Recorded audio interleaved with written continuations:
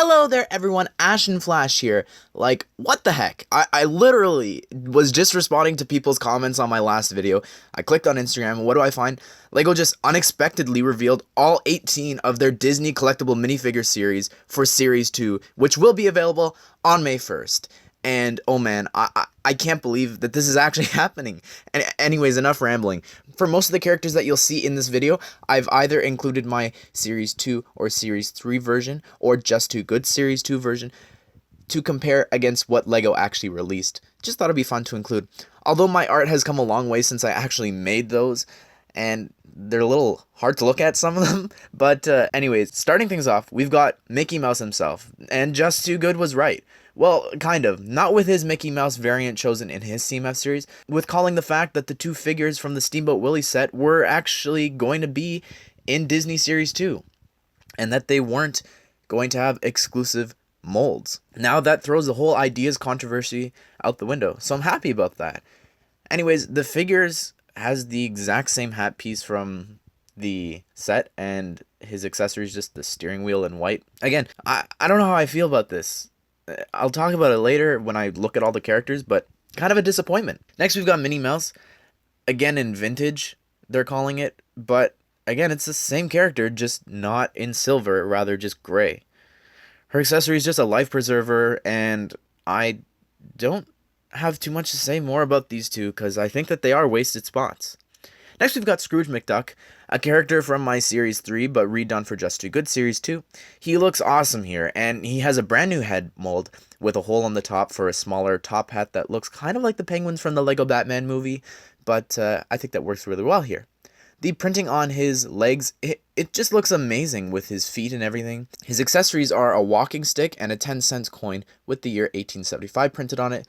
These accessories are perfect and iconic, especially for Scrooge, because he's obsessed with money. He also has a hip attachment in blue, which I'm guessing is going to be his ducktail. Next is Huey. Him and his brothers were all in my Series 3, and all three of them here have the exact same headpiece, I think. I'm not sure if there's a hole on the top of the head for the hats to actually attach, but I'm pretty sure that it does. They all come with a hip attachment, which I'm guessing is the exact same piece that his uncle Donald used from the first series. His accessory here is the Junior Woodchuck's Guide with a 1x2 tile print with some writing scribbled on it and a compass in the center. He's of course followed by his brother Dewey, and Dewey here also has a slingshot, which unfortunately doesn't have any new coloring. I thought that would have been nice to get a different color for the slingshot that Bart came with, but it's fine, I guess. And we've got Louie, who has a lightsaber piece with a trans yellow flat stud on top to represent a flashlight. So, not too interesting accessories. Dale's next, and he has a brand new headpiece, which I think the nose is a bit too big for in my opinion, but I think that he looks really good here. His accessory is a sack piece that is coming for the first time in reddish brown. And something interesting here is that he and Chip both use mid-legs. Meanwhile, they're so much smaller than Huey, Louie, and Dewey. Chip also has a new headpiece, and his accessory is the Mandrake piece introduced in the Harry Potter series with a stamp piece on top to represent a nut. That's a really clever build. I never would have thought of that. Anyways, both Justin and I were right about these next two, and this makes so much sense with the movie coming out in May. We have Jafar, and oh man, he looks just spectacular. He comes with a brand new headpiece, and he has a neck attachment that's also new, and again, a clever reuse of the snake staff from Pharaoh's Quest. This character just is beyond my expectations. Jasmine is also included here, and she has a brand new hairpiece. She also comes with a little bird as her accessory. These next two characters are from Frozen, and Justin included them in his series, but I never got around to making them for myself.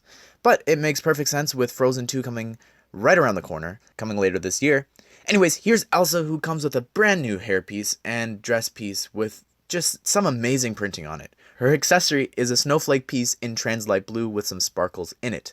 Of course, you've also got to include Anna. She has a brand new hairpiece as well, and a new cape piece. Her accessory is a lantern from the Harry Potter sets, which I guess is fine and it makes sense. Now these next two, we both got right, and they're my favorites in the series, I think. Hercules is here, with a brand new awesome looking hairpiece, and that shield, oh my goodness, it looks amazing. Such a cool inclusion with the figure. And the sword, of course, is expected, and I think that the skin choice is very interesting to me. I'm not sure how I feel about it. I think I might have to wait to get the figure in hand actually to make a judgment if whether or not this looks good. But next is one of my favorite Disney villains, and probably my favorite figure in the series. It's, of course, Hades, Lord of the Dead. And anyways, the lips are a little wonky to me in my opinion, but the figure itself looks fantastic. He's actually a bit of a combination of both mine and Justin's. He's using the Ghost Rider headpiece with trans blue for the flame, and he has a new robe slash smoky darkness thing attached to his torso, which strangely enough makes him taller. He's the tallest person in the series, and I think that's really interesting to me, that they're making figures now 3 bricks tall. The accessories are meh.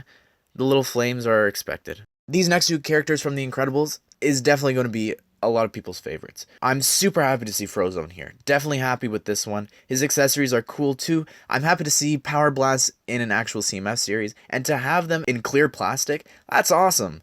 The dish piece he's using is actually the same piece that Polka Dot Man from the expensive Batmobile set had, just in gray rather than white and with all the crazy polka dots. Anyways, Edna is also here. And I'm a little surprised by this, actually. But that's cool that she's here in her non-juniors outfit, as the Lego Incredibles game dubs it. That hairpiece is so ridiculous, and I love it a lot. I'm not sure if her eyes are just larger or if the glasses make a magnifying effect. But either way, it looks really cool. This is a good way for people to get her for those who didn't get the poly bag that came with the game. This one really puts the old one to shame, though. Her accessories are a Mode shopping bag with her company logo on it, and the teacup piece from Harry Potter is pretty cool to see here as well. The next 2 are not surprises at all, given the fact that we got 2 brickheads of them recently. Jack Skellington is a huge and beloved Disney character. I'm so happy that we're going to be getting him in minifigure form. I think the neck attachment and the new coattails piece for him just brings everything together. But I'm not sure about the head. I think the printing looks a little too wide in my opinion. I don't know how I feel about it. But finally, he definitely should have been in the first series. He's got the present piece from Series 18 here with some snowflakes in it. It's a nice little print, but I would have preferred that maybe he's got the Santa Claus outfit in there or something. I don't know. Would have made more sense, I think. How can you give someone snow as a present? Anyways, Sally, who I included in my Series 3, is here as well. And oh man, this figure looks amazing. Definitely one of the best designed, I think, in the entire series. I'm so happy with her. The new hairpiece looks great, but just all the little prints and details on her look amazing. Her accessory, however, I don't recall from the movie, just some black flower. Anyways, everyone, that is all of them, and it's hard for me to say which ones stand out and which ones are my favorites because they all really do look amazing. I'm very happy that this is finally happening. If I may suggest what I would like to change for the series. Number 1, I would keep those vintage Mickey and minifigures exclusive to the LEGO Idea set. They really bring down the value of that set and makes me wonder if I want to purchase it. It's definitely no longer going to be a day 1 purchase for me. I would have preferred Fantasia Mickey with Goofy. Where's Goofy? Like, how could we not have Goofy and Pluto? If Goofy is not in the Disney D2C, I'm going to be very upset. Anyways, Scrooge, I think I understand his inclusion, but the other 3, those definitely could have been taken up by other Disney characters from different Disney movies. But I get their inclusion. But Chip and Dale? Really? First off, they should have been microfigures or new molds or something. They could have been included with Goofy. And why the mid-legs? Like, why not give them the short legs if you want to include them? Now they're taller than Huey, Dewey, and Louie, which makes no sense to me. Scale is just thrown out the window, Buzz, when it comes to Disney and scale. It just doesn't make sense. Look at Tinkerbell. And my other choice would have been to swap out Edna for Void. She played a really interesting part in that movie and was definitely one of the most interesting supers in that. We already have an Edna figure, and while not up to the level that this one is, I still would have preferred to get a brand new character over her. Also, I'm sad that there's no Toy Story characters here, but I guess we'll have to wait for Disney Series 3 to get the figures that we're missing from the Toy Story sets, kind of like with Frozone here. To me, this feels more like a Disney series, like more of a Mickey Mouse and the gang without the most iconic members in it. Goofy and Pluto. Doesn't make sense.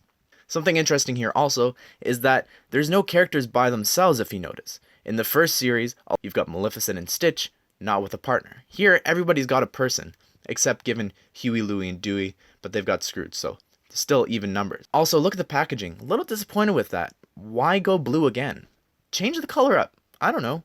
It's the same color. Make it yellow. Make it red like we did. Would have been better in my opinion. Also, everybody's got an accessory here, which I think is interesting. I can no longer use the excuse of, look at this Disney series, it doesn't have a lot of accessories. Almost most of the characters don't have accessories. Here, everybody's got one. So that's interesting to me. But anyways, everyone, what do you think of this series? It was definitely a surprise to be sure, but a long-awaited welcome one. Which ones were your personal favorites? Will you be picking up these day one? I for sure will be. And anyways, everybody, I hope that you enjoyed the video. I hope that you all have a great day, and I will see you all in the next one.